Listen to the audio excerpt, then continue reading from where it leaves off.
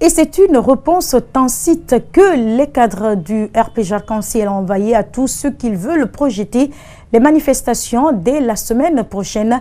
D'ailleurs, ils félicitent le rassemblement qui a caractérisé l'Assemblée générale du parti ce samedi à Gbessia.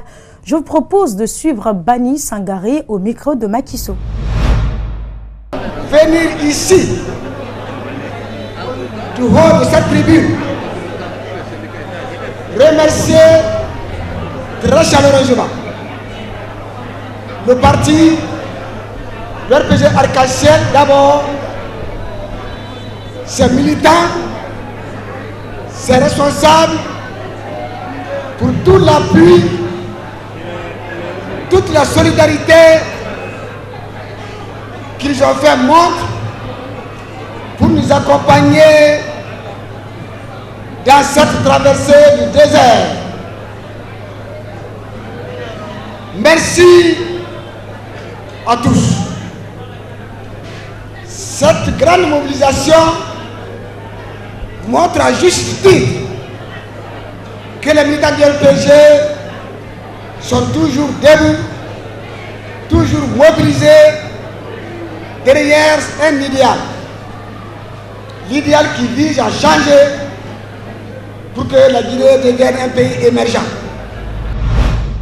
Et puis dans la foulée, le ministre du Budget insiste sur la nécessité de réajustement du prix du carburant et parle même d'autres pays qui se sont inscrits dans la même logique, celle de revoir le prix du carburant à la pompe. Ismaël Djoubati est au micro de Macky Sall. Vous avez vu, les autres pays continuent à ajuster le prix. Ça ne fait pas. De toutes les façons, ce qui compte ici, c'est que c'est de venir à la table de négociation pour qu'on discute. Et je n'en doute pas un seul instant qu'ils viendront à la table de négociation et qu'on va continuer à discuter. Autre facette de l'actualité nationale, 2 semaines après le lancement de la campagne citoyenne par le gouvernement pour assainir Conakry, les résultats tardent à venir. La capitale est toujours sale, les ordures ont pris d'assaut les marchés, les rues et les terres pleins centraux, paralysant la circulation, provoquant ainsi des accidents par endroits. Le constat avec Mamadou Kalisso, Alcini Kamara. Jusque-là, l'État guinéen n'arrive pas à mettre en place une véritable stratégie d'assainissement pour rendre Conakry propre. Dans les quartiers, les marchés, sur les artères principales, partout, les ordures dictent leurs lois. À cause à Kankarefour, par exemple, les déchets forment une chaîne de montagnes le long de la route sur une trentaine de mètres, réduisant le passage, créant de la lenteur. Tout autour se dégage une odeur insoutenable, obligeant riverains et passants à boucher le nez. Moi je vois que ce n'est pas des gens de travailleurs, c'est des gens de mamaya.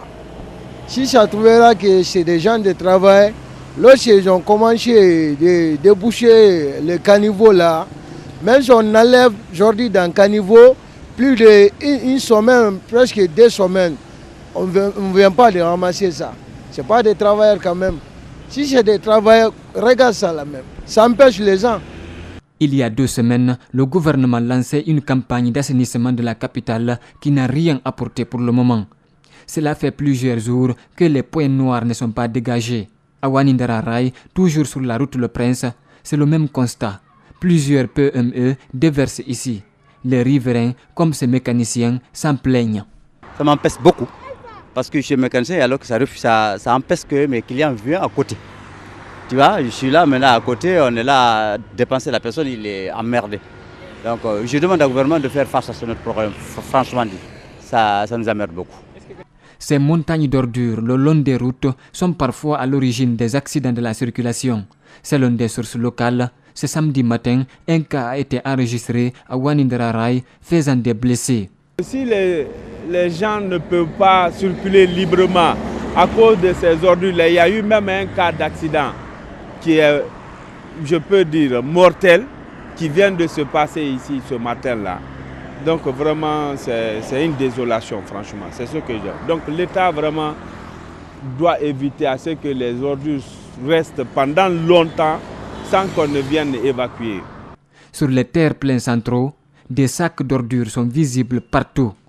Au bord des caniveaux, les déchets remontés attendent d'être évacués depuis des jours. Ils risquent de retomber dans les mêmes canaux, obstruant le passage des eaux de ruissellement, provoquant des inondations. Par rapport à ces ordures-là, franchement, c'est une honte pour notre capitale. Moi, je pense que s'il faut vraiment que notre capitale soit un lieu où on peut bien vivre, il faut qu'elle soit d'abord propre. Et restons dans le même sillage pour dire que la gestion des ordures ne sera immédiate.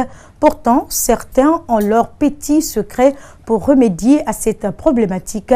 C'est le cas d'un recycleur qui parvient à trouver son gagne-pain. Le reportage d'Abdourahmane Ba. Conakry, la capitale autrefois donnait une image de propriété exemplaire. Aujourd'hui, elle est devenue détestable à cause des ordures ménagères qui s'échappent des caniveaux pour joncer les trottoirs.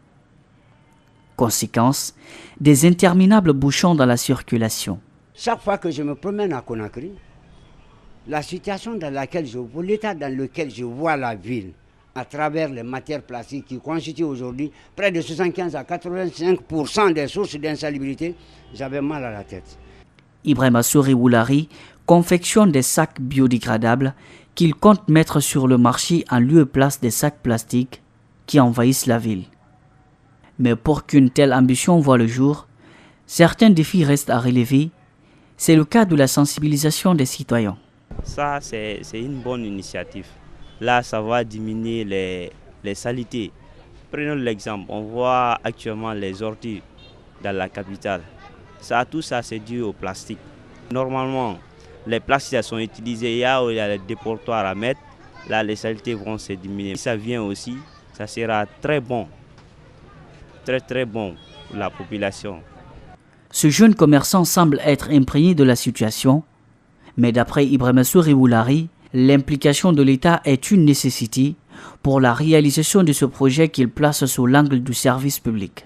Il faut qu'on aille petit à petit, pas à pas, jusqu'à ce que la population finisse par s'habituer. Mais qu'est-ce que je sollicite? Nous avons besoin d'un coup de pouce de la part de l'État, de l'autorité compétente, pour créer des mesures incitatives permettant à la population de s'intéresser aux produits-là pour se débarrasser des matières plastiques. Ce producteur de sacs biodégradables compte bien habituer les Guinéens à ce nouveau produit pour contribuer à changer l'image du pays. Autre chose dans ce journal, vous le savez, ces derniers jours, les ponts se fondent en cascade à travers le pays. Dans la préfecture de Kiréouane, par exemple, ce sont 2 ponts qui ont cédé suite à de fortes pluies enregistrées dans la région. Ces ponts sont situés sur la nationale Kankan-Kiréouane. Actuellement, la circulation est paralysée sur cet axe. Un véritable calvaire pour les usagers. Une équipe technique dépêchée par le département des travaux publics a fait le constat des mesures d'urgence devraient être prises pour rétablir ces ouvrages. Mamadi Kalisso, Yacouba Traoré. Généralement, les membres du gouvernement sont évalués après 100 jours. Le ministre des Travaux publics n'a pas ce temps ni cette chance. Dès sa nomination, les ponts s'effondrent les uns après les autres. Ces 5 derniers jours, 4 ponts ont cédé sous le poids de l'âge, dont 2 dans la préfecture de Kiréouane. De fortes pluies se sont abattues sur la région dans la nuit du jeudi au vendredi, entraînant des crues, des arbres arrachés, ce qui a entraîné l'effondrement de ces ponts âgés de 73 ans. Comme vous-même venez de le constater, c'était toute une grande forêt qui était à l'amont et donc ça a déraciné les gros arbres qui étaient à l'amont et ces gros arbres sont venus se coincer au niveau des piles centrales de l'ouvrage du premier ouvrage et sous l'effet de la poussée de l'eau, ces piles ont cédé et le tablier s'est effondré dans le cours d'eau comme vous le constatez. Depuis, des véhicules sont stationnés de part et d'autre de la rivière. Le service minimum est assuré par ces pirogues de fortune. La traversée se négocie à 2 000 francs par personne et 5 000 francs pour les motards. Ce qui n'est pas rassurant. Le naufrage de Kassonya, qui a fait plusieurs morts, hante les esprits. Nous avons trouvé comme solution en attendant de placer quelques pirogues pour faciliter le passage des gens. À une vingtaine de kilomètres de là, Un autre pont sur le marigot de Keoulendou a cédé la même nuit. Selon une source locale, cette pluie a provoqué la mort des dizaines de bœufs. Certains parlent d'un vendredi noir pour la localité. Et le second pont qui se trouve à 25 km de là où nous sommes, du chef-lieu de Komodou, là également s'est effondré suite à un affouillement entraîné par ces mêmes eaux et donc l'ouvrage est redescendu. Cet ouvrage est long de 9 mètres, large de 7 mètres et haut de 3 mètres. Une équipe technique dépêchée par le département des travaux publics a fait le constat sur le terrain. Des solutions d'urgence devraient être prises pour rétablir ces ouvrages.